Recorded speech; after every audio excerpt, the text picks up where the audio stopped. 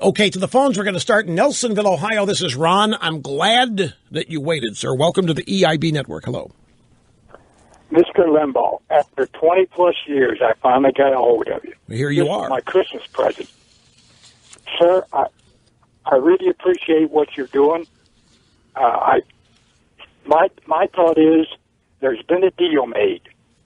The Republicans wanted changes to the Dodd-Frank and the campaign limits. Mr. Obama and the Democrats want his amnesty program with no problems, and they don't want any more fiddling with Obamacare. So there's been a deal. The Republicans get what they want, the Democrats do what they want, and the voting public in the United States, again... I think it's a pretty safe bet. I think a pretty safe bet. I mean, within parameters, I think you're exactly right.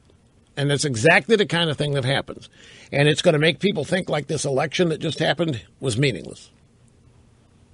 That the elected officials are not even paying attention or listening to it.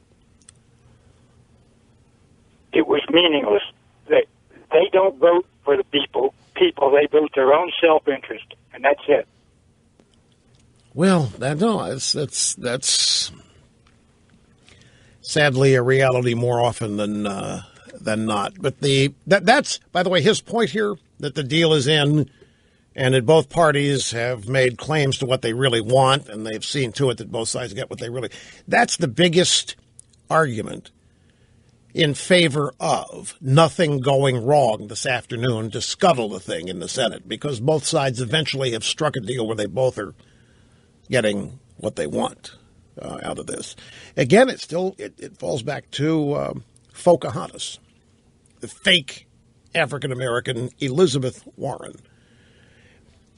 Indian American, yes. The fake Native American, right? And their presidential politics all surrounding that. And one of the things we talked about yesterday, some of the, again, when I say smart money, I'm talking about the so-called inside the Beltway experts, consultants and media. They found out that Hillary Clinton is still accepting paid speaking engagements all the way through next March. And so they're beginning to ask themselves, maybe she's not going to run. Maybe she's not going to run for president, because in 2007, she announced in January, and you don't take paid speech engagements after you have announced. Everything you do after that is a freebie because you're campaigning. So maybe she's not going to run. Now they're saying today, no, that wasn't right. Mrs. Clinton is so confident that she's got this in the bag, she's going to wait till April or May next year to announce. And then the smart money is saying, that's a very egregious error, because that just expands the opening for Fauxcahontas to go in there and start scoring points and trashing Hillary and trashing whatever she doesn't like about the Democrat Party and really rallying the Democrat base, which any Democrat nominee is going to need.